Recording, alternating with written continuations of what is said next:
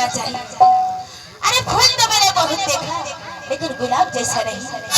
अरे फूल तो मैंने बहुत देखा लेकिन गुलाब जैसा नहीं। और लड़का तो मैंने बहुत देखा लेकिन आपको जैसा नहीं।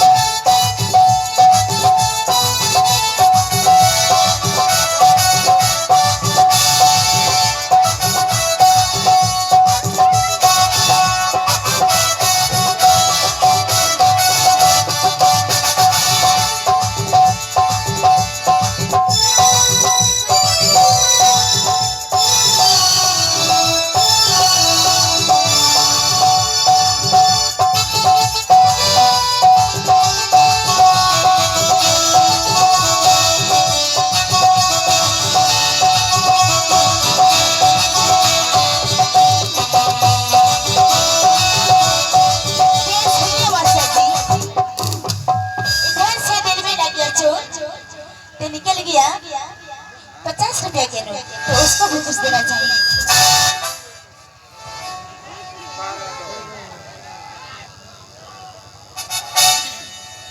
अरे चाइना के मालबा,